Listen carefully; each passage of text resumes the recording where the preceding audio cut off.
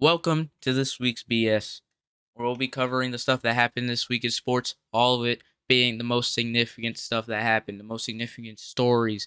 It'll be the week of January 21st to January 27th, 2024. Most of it being stories coming out of the NFL coaching carousel and some significant NBA hires and stories, trades, and just Luka Magic, to be honest.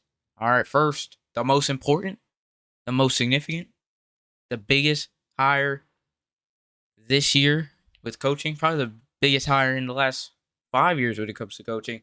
Jim Harbaugh was finally hired by an NFL team, and it was the Los Angeles Chargers. Jim Harbaugh, 44-19 as a coach in the NFL. It was only a matter of time before he got picked up. I thought he was going to get picked up last season after his success, but he lost to TCU, and you cannot go out at Michigan losing to TCU. I mean, after they lost to Georgia, yeah, you're not going anywhere. He got the ending he wanted. Beat Saban, beat Michael Penix in Washington, sent DeBoer to Washington, retired Saban. Sent DeBoer to Alabama, retired Saban, got the ending he wanted with the Natty. You already know. Justin Herbert definitely was a leading cause in this hire by the Chargers.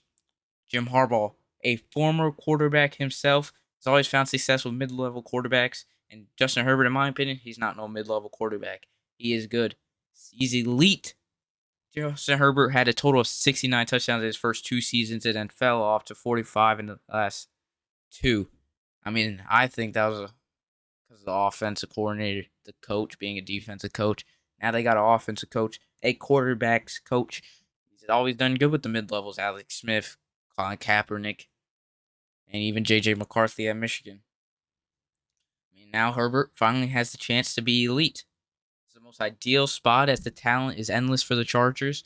They have Keenan Allen, Austin Eckler, Herbert, of course, Mike Williams.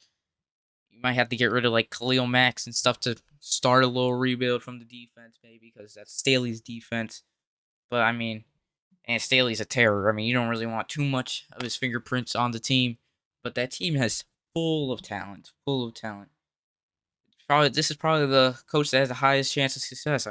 His 44-19 record speaks for itself. Got a team to the Super Bowl. The Niners to the Super Bowl, lost to his brother John, who has a chance to go to the Super Bowl later today. He just needs to get his picks and his good coordinators, and next year the Chargers will definitely be a playoff team if he's the real deal coach, which I think he is. They could be a true competitor in their division because the Chiefs seem weaker, even though they're making a playoff run right now. Throughout the regular season, they did feel really weak to me. And then the Broncos, Russell Wilson problems, I don't think they're going to be good. The Raiders, they seem like a 9-8 team.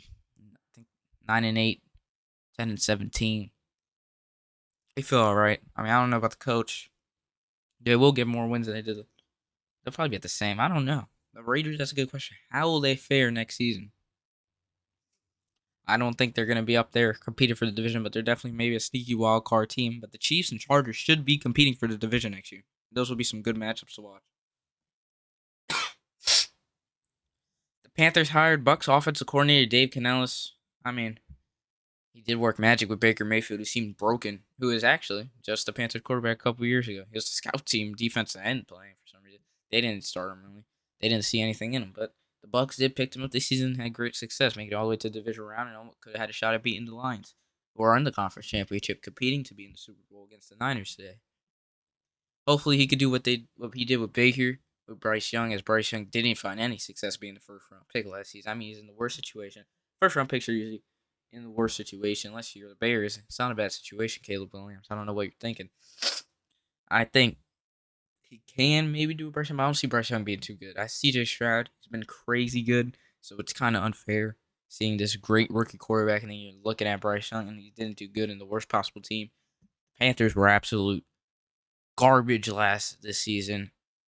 I don't know though. Bryce Young, Alabama quarterbacks don't seem to fare out really well in the NFL. I don't know what it is. They're smaller. Some Tua. I don't know what it is, but Bryce, I don't know. I don't know on him. Well, wait till next season, we'll see, and then my final opinion definitely will be finalized. Next, the NBA. We already touched on this. The Heat acquired someone. Finally. Terry Rozier. They lost every game since they acquired Terry Rozier. But that will be later. We'll talk about the Heat.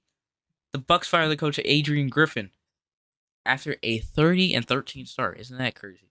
In his first season, he went 30-13 and got fired. But it was obvious it was pure talent carrying him to these victories. And they could have dropped games to the worst teams in the league. I mean, they were shaky victories, but it was talent. Dame, Middleton, Bobby Portis.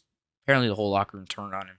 Which, if you don't have control over a locker room full of all-star caliber talent, egos, like Spo had over the big three, you're not going to be successful. And the talent was able to catch on his flaws and get him fired and get a veteran in Doc Rivers. Adrian Griffin, in my opinion, is like a Darvin Ham. Yeah, LeBron currently most likely has the control, so he has no complaints yet, and they're not doing too bad. So LeBron hasn't complained about his coach yet, but he's like a Darvin Ham to me. I mean, Darvin Ham, I don't see him doing nothing. He sucks. But I guess the Lakers are happy. LeBron's happy. The Lakers are happy. That's all that matters, I guess. I hired Doc Rivers. Doc Rivers, in my opinion, terrible coach. But who am I? Terrible coach? Who am I? I mean, he hasn't got past the second round since 2012. He's still riding on the same championship from 2008 with Paul Pierce, KG, and Ray Allen. That's the only reason he still has a job. He's like Mike D'Antoni doesn't have a job as a coach, as a head coach. Doc Rivers, I mean, he hasn't found any more success. I mean, he sucks. He's not good. I don't understand. I don't know what people see him. He's a player's coach. Giannis, I guess, vouched for him, which he also did for Adrian Griffith. So we'll see how long that lasts. But Doc Rivers was in a crappy situation last season, as he did have to coach James Harden. James Harden, not very coach friendly, I guess. You know, he wants to get traded all around the league at this point. He wants to be a journeyman, I guess, elite journeyman. I don't think his Doc is elite as other people claim. Hopefully Thanos will find still some minutes with Doc Rivers, maybe. I don't know. Instead of cheerleading all game, Thanos maybe get some minutes. Who knows? But I mean, ever since the Bucks lost in the Heat in the first round, they're on now their third head coach in 8 months. Budenholzer, Griffith, Rivers. And I don't think Rivers is gonna last very long. Now let's get to the Heat. And there is no heat with the Heat. Straight ice cold. The Heat need to get their shit together. They need to stop with this BS. Our favorite words. BS. Stop. They have lost 6 straight. 4 by double digits. I have no clue what's going on with this team. No clue. They have talent. They had traded for Terry Rozier, who averages a plethora of points. He averaged 23 coming in. He obviously he's not going to get the same production with Tyler, Jimmy, and Bam. But I don't know what's going on. I don't know what's not clicking. The whole team's just not clicking. The 3 that we have, the small 3, the big 3, I don't know, but they're definitely not the big 3. 3 people that we have now that are supposed to be elite all-stars, they're not doing good together. They haven't played enough games together, I guess. Tyler has not been really, he's been probably sub 500 as a starter with the Heat. I don't know, maybe put him back on the bench for all I know. I don't know what's going on. Josh Richardson's no longer in the rotation with Hawkins back. At least we got Hawkins back. That didn't really seem to do nothing. Kevin Love, I don't think he's good at all. He's a leader. He's UD's spot. But he cannot hit shots. I mean, every time I look, he's missing the 3, the wide open 3. He sucks. I don't think he's good, and he doesn't offer much size. The Heat needs size. Kevin Love's a Dollar Tree Kelly Olynyk at this point in his career. They need to get someone at power forward. Caleb Martin got cooked by Jalen Brunson. Jalen Brunson in the fourth quarter all game. They need help. They need defense. Where's Thomas Bryant? He didn't do terrible in the little time he played against the Celtics. He take the floor on Monday against the Suns on a back-to-back, which will be tough. Hopefully, the Suns All-Stars are under load management, so we can hopefully get this W. Hopefully, KD sitting out, or Devin Booker or Bellew. Anyone. Hopefully, at least one of them are sitting out.